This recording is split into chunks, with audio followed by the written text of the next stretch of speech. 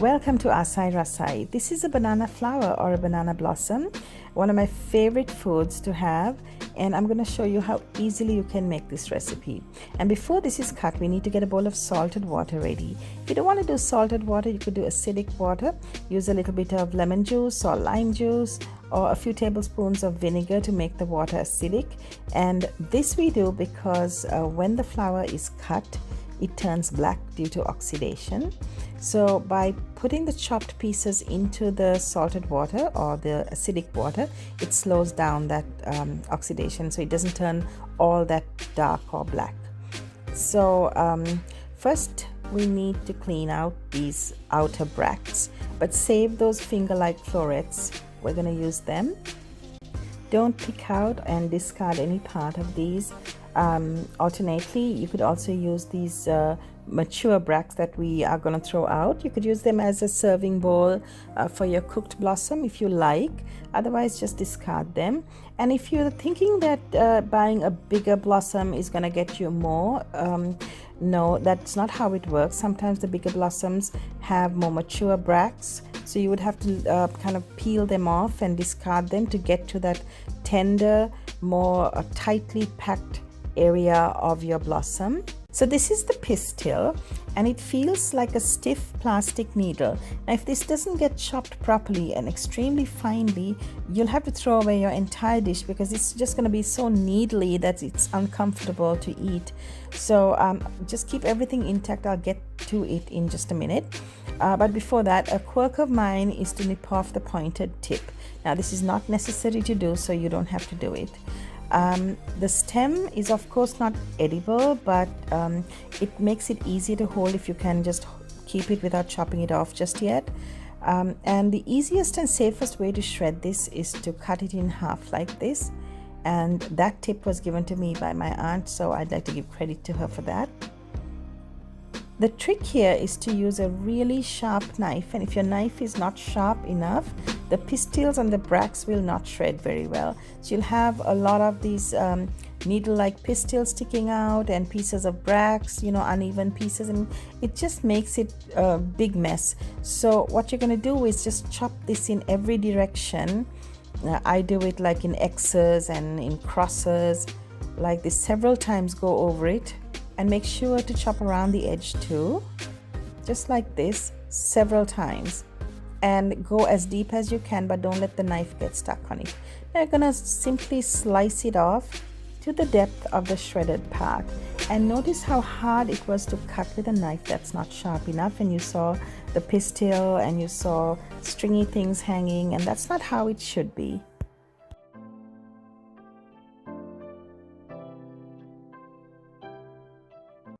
Now I have sharpened my knife, so watch. I'm going to do the same thing, just chop it in every direction like this. Shred, shred, shred. And then we're going to slice it. Everything gets cut. I don't have to worry about the pistils not getting cut. And this entire thing is shredded so precisely, I can get perfect little shreds.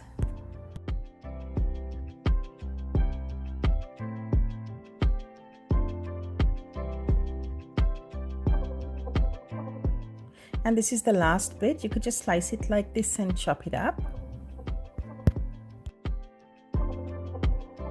These are the florets that I removed from beneath those mature bracts in the beginning.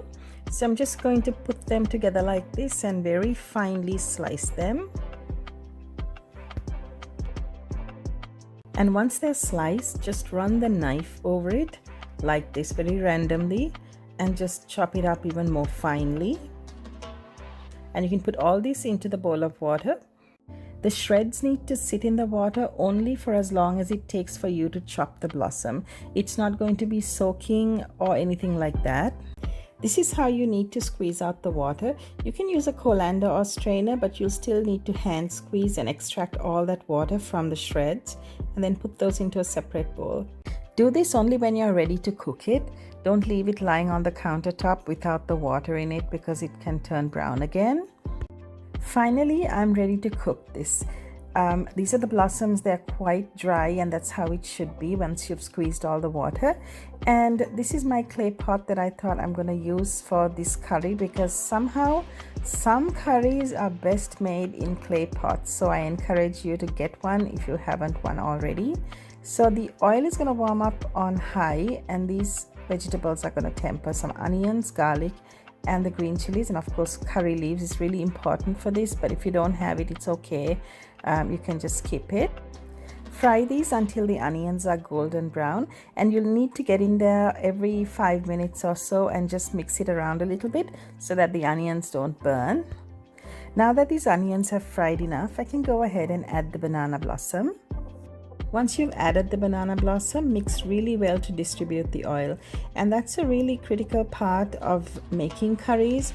There's a lot of mixing going on, and that's for good reason, because you want to distribute all those flavors and help it to cook evenly. After tossing it in the oil for a couple of minutes, you can add the spices, some paprika or chili powder, turmeric, and a little curry powder. Banana blossom is very delicate in terms of flavor, so keep the spices really simple. If you add anything bold flavored, that's gonna dominate this dish, so keep it mild. So after mixing well, add the Maldive fish flakes, or you can skip this and go to the next step. I just needed to grab an oven mitt to hold the pot, but nothing really happened. I haven't added anything. I was just mixing it all this time. So now once you've mixed it really well, keep this covered and cook on low, and check back every 10 minutes. And this is 10 minutes later. A quick stir and check, and you'll notice the quantity also is gradually reducing. So you might need to make about 2 of these blossoms if you're planning on feeding a crowd, but this makes about 6 servings.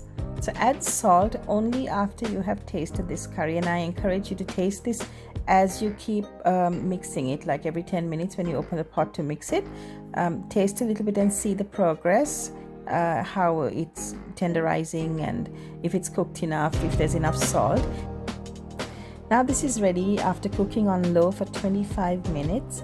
The clay pot really helps, and if you don't have a clay pot, use a heavy bottom pan to make this, because we are just using the moisture in the banana blossom to cook this. We haven't added anything else except the oil.